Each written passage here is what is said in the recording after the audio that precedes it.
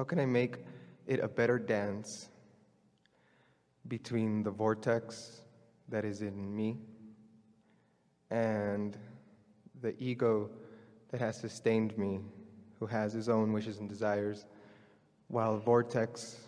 We are going to let you finish your question. Mm-hmm. But before you get too far into it, we want you just to consider this one absolute.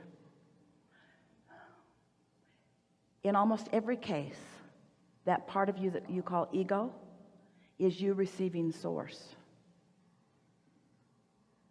That's why you feel so sure of it. So you've already connected.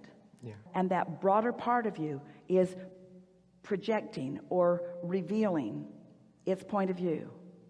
And you are so in sync with it that it's your translation. So ego in its finest form is you being tuned in and receiving that clear message. Don't you love knowing that? People have been trying to make the ego, this physical part of you that is trying to learn its way and make its way back to some sort of connection with something else. But when you really feel that certainty, that's when you're tuned in, tapped in, turned on.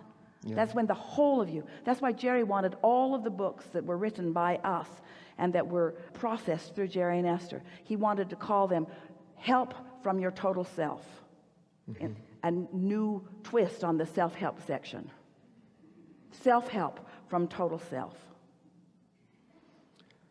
That connection that you speak of was made, well, it's always been there, but it was recognized by Fernando through a psychedelic experience with psychedelic mushrooms. Yeah, it often is because in that unfocused state, you defocused the thoughts of resistance and therefore allowed the reception.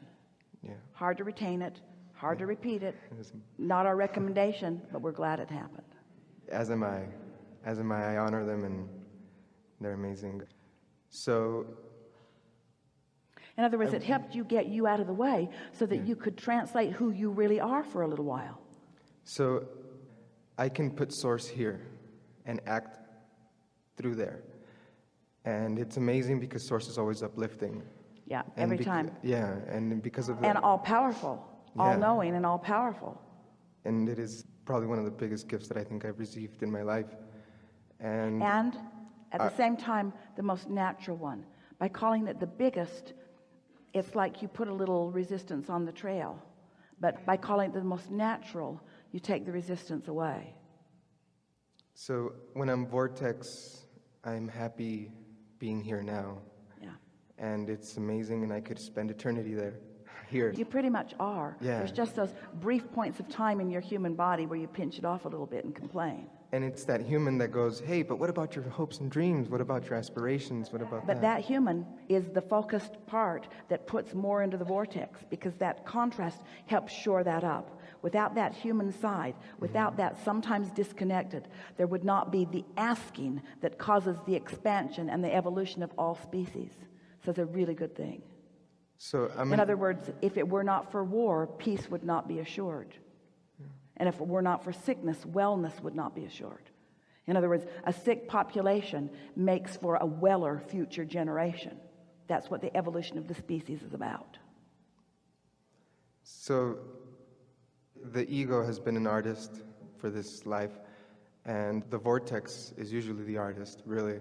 And when the vortex creates something beautiful... When the artist created the vortex, it became very beautiful. And now the artist is allowing what's in the vortex to be translated onto the material, into the canvas, into the clay. Yeah. And it's my ego going, oh, don't draw that, don't play that, don't say that, because it'll be too taboo, it'll be too much vortex.